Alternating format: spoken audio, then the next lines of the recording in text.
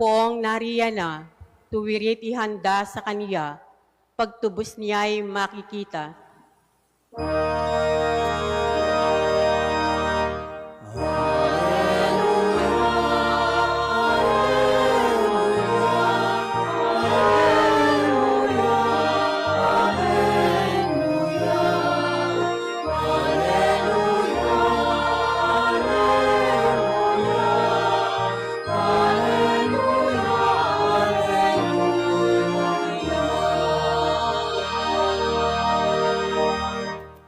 Sumainyo ang Panginoon. At sumayo rin. Ang mabuting balita ng Panginoon ayon kay San Lucas. Papuri sa iyo, Panginoon. 15 taon noon ng paghahari ni Emperador Tiberio. Si Poncio Pilato ang gobernador sa Judea. Si Herodes ang tetrarka sa Galilea. At ang kapatid naman niyang si Felipe sa lupain ng Iturea at Traconite. Si Licinias ang tetrarka sa Abilinia. Sina Anas at Caifas naman ang mga pinakapunong saserdote noon. Nang panahong iyon, nasa ilang si Juan na anak ni Zacarias. Dumating sa kanya ang salita ng Diyos, kaya't nilibot niya ang mga lupain sa magkabilang panig ng Ordan at nangaral. Pagsisihan ninyo talikdan ang inyong mga kasalanan at pabinyag kayo upang kayo'y patawarin ng Diyos. Wika niya. Sa gayoy natupad ang nasusulat sa aklat ni Propeta Isaías. Ito ang sabi ng isang sumisigaw sa ilang, ihanda ninyo ang daraanan ng Panginoon. Tuwirin ninyo ang kanyang mga landas. Tatambakan ang bawat lambak at titibagin ang bawat burol at bundok. Tutuwirin ang daang liku-liko at papatagin ang daang baku-bako. At makikita ng lahat ng tao ang pagliligtas na gagawin ng Diyos. Ang mabuting balita ng Panginoon. Pinupuri ka namin, Panginoong Heso Kristo. Isang magandang umaga po sa inyong lahat. Magandang umaga po, Father.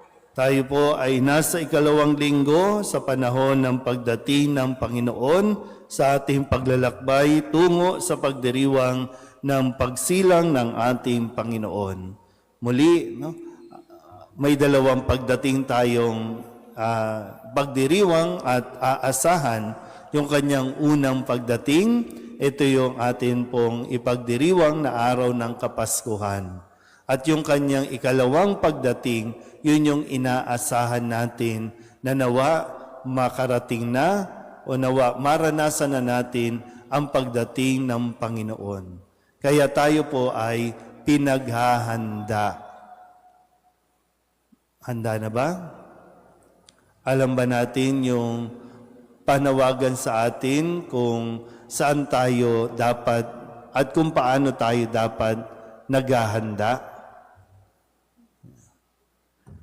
Sa atin din pong harapan, ay meron tayong korona ng Adbyento.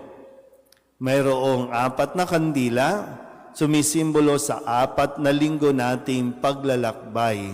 At sa bawat pagsisindi ng kandila, pinapaalalahanan tayo, handa na ba tayo? Maghanda tayo.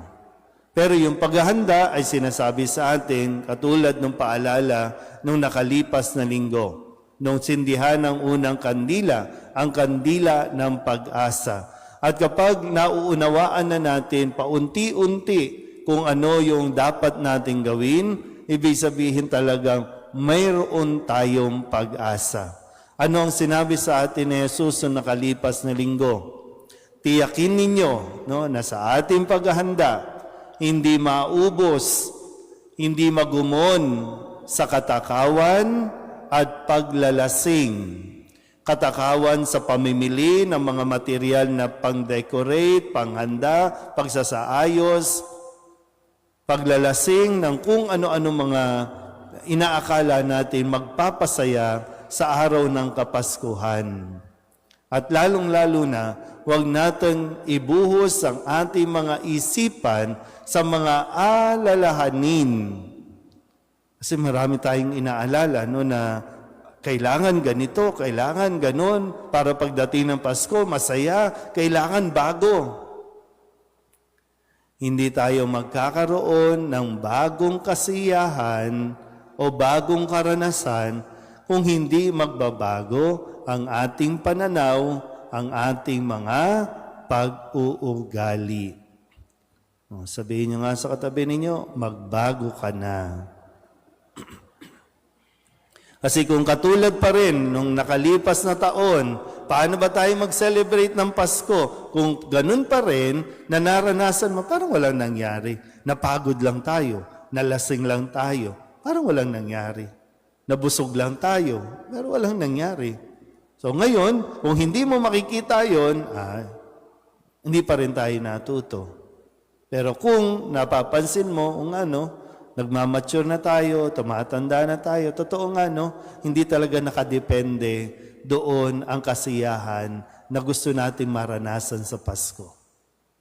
Kaya ngayong linggo, sa katauhan ni Juan Bautista, ipinapakilala ngayong linggo sa pagsisindi natin ng ikalawang kandila, ang kandila ng kapayapaan. Sabihin niyo nga po, kapayapaan. Sino ba ang ayaw ng kapayapaan? Gusto natin magkaroon tayo ng kapayapaan. Hindi lang sa labas, kapayapaan sa mundo, kapayapaan sa bansa natin, kung saan nag-aaway-away, nagpapalitan ng kung ano-ano mga binibitawang mga salita, ang ating Pangulo, ang ating Vice Presidente, hindi nagkakasundo, yung dating unity, divided na. Sa kalooban natin, sa loob ng tahanan, gusto natin may kapayapaan. Pero hindi mangyayari ang kapayapaang gusto natin kung hindi tayo matututong magpatawad. Kaya nga dito ipinapakilala na ibinigay kay Juan Bautista yung salita ng Diyos. At ang salita ng Diyos, ang kanyang panawagan, pagsisihan at talikdan ang mga kasalanan at magbalik loob sa Diyos. Kaya tayo may pagdiriwang dahil sa Diyos. Hindi ito dahil sa iyo o nakasentro sa iyo. Ito ay nakasentro sa pagpapatawad ng Diyos na Kanya rin namang pangako sa atin. Sabihin niyo ulit sa katabi niyo, magsisi ka na. Ayaw, Bahala kayo, Pero di ba, yun naman talaga yung susi. Kung walang magsosorry, kung walang lalapit, kung walang magsasalita, ay wala, magsiselebrate lang kayo ng Pasko na, wala lang, para lang makiisa lang, para lang may maipost tayo sa picture na nagsiselebrate tayo, ganun lang. Papampam lang yung tawag doon. Pero sabi nga, kung gusto natin ng kapayapaan, doon talaga yan. Subukan ninyo. Kung matututo tayong magsisi, yung makita natin na mayroon tayong pagkukulang, makita natin na mayroon tayong kasalanan, at tayo mismo ang magkusa, tiyak, magiging mas masaya ang Pasko mo ngayon kumpara sa mga nakalipas na Pasko.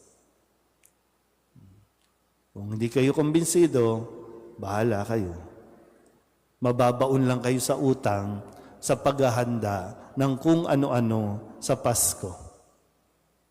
Kahit magsuot pa kayo ng mahal na damit, magsuot pa kayo ng, ibalandra nyo pa sa social media na nakasuot kayo ng magagarang damit, pero may kaaway ka at may inaaway ka, ay walang kapayapaan yan. Baka pwede bang bagong taon na agad para paputukan na natin yan?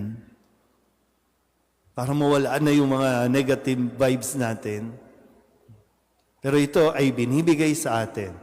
Kung gusto mong magkaroon ng kapayapaan, gawin natin ito. Kaya nga, maganda na sa paghahanda natin, hilingin natin sa Diyos.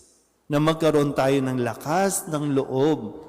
Yung tunay na katapangan ay nandiyan sa yung ikaw ay may lakas ng loob magsabi ng sorry. Humingi ng pasensya. Sa mga nagawa mong mga pagkukulang, yan yung para bang kung nag-iisip ka, ano bang the best gift na po pwede kong maibigay? Pwede sa asawa mo, sa anak mo, sa magulang mo. Ano bang best gift ang pwede kong maibigay? Yan. Paghingi ng sorry at kapatawaran na siyang paanyaya sa atin na isinisigaw ni Juan Bautista sa linggong ito. Amen?